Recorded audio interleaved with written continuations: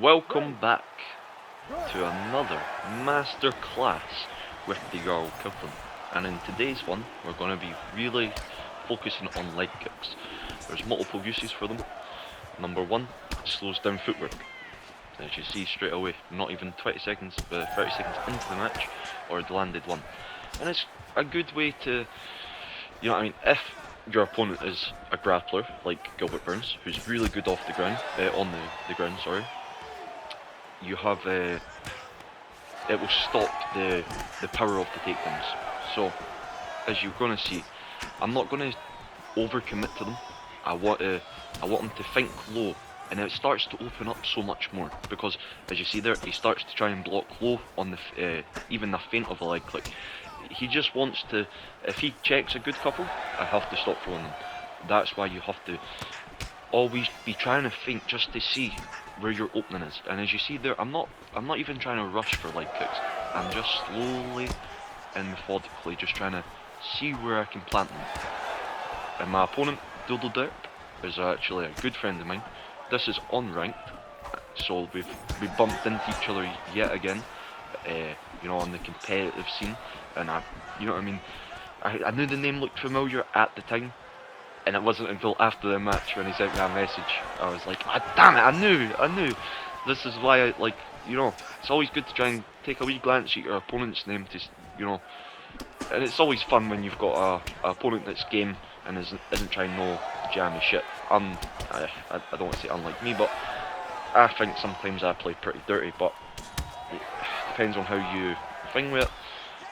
Is it dirty, or is it just using the mechanics well? And as you see in this match, we're already, like, you know what I mean, 3 minutes into the actual round, and you know, we're slowly just picking up our pace a little bit. Obviously, I'm trying to focus a wee bit on the stamina. Just kick the legs out a little bit here. Beautiful head kick, and he tries to clinch. So as you see, I'm not rushing at all. I'm just trying to slowly see where the openings are. The first round, I want him to come and rip the round out my hands. That's what the first round's all about. Make them fight harder than they need to in that first. Everyone in this game is trying to play it like a first round. You know, there's only one round in the fight. They're trying to just come out smashing that first. So if you can prolong it, make the fight a bit more grueling, you know what I mean, make them into an uncomfortable situation with small things as simple as the leg kick. And as you see, I've not probably committed to a leg kick properly for a good while. I see he blocked low there, anticipating it. Already he's blocking low because he's thinking, where's it coming? He knows that I've targeted the legs pretty well, so he's thinking low and then high. And it opens up head kicks, because he switched stance, 5 seconds left, you know what I mean. The next round, we can really turn up the pressure. So let's get into this next round.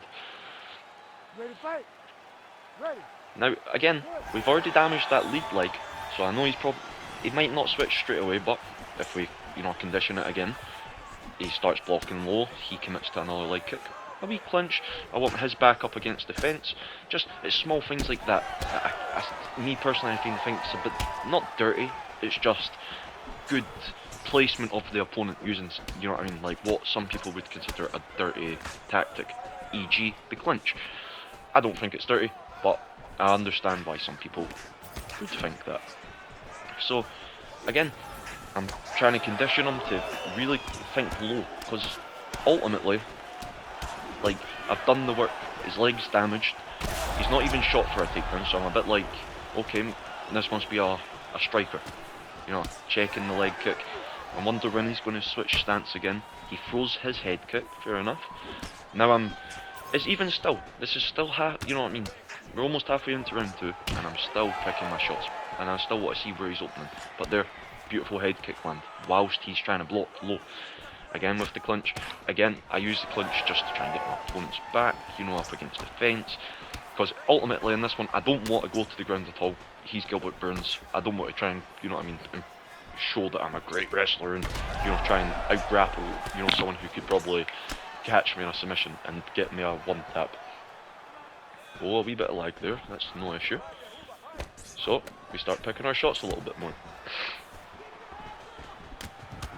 And as you see, with Ian Gary's length, and with him also you know what I mean, worrying about his legs, we have no real issue in this match because he's so worried about the leg kicks.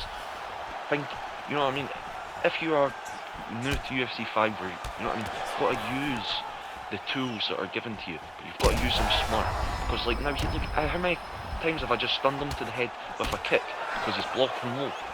These are small things that, you know what I mean. If this match was to go to the 5th round, I know I have done all the legwork. I don't need to worry anymore because I know the small things have just won me my match. And we're not, you know what I mean. We're not even like, I don't want to say not trying, but we're not overcommitting too much. We're just picking shots, selecting our, you know, where we're going to enter, what. I'm conditioned my opponent to see where he wants to go, where he wants to match. I know it's not a striking, I know it's not a grappling match, it's a striking match. Look, again, he's convinced with leg kicks. I start trying to hammer him out here. I decide I do not want to get caught. So I tried to get up, but ultimately with that many shots blocked, he manages to get up. Boom. Fake with the leg kick, punch. And I knocked him out. So again, guys, this is just another wee thing just to add into your game. Just mix in your kicks, mix in your shot selection. Be smart with how your opponent's reacting to everything. Like, if you can control what your opponent's trying to defend, you can control where you're going to target.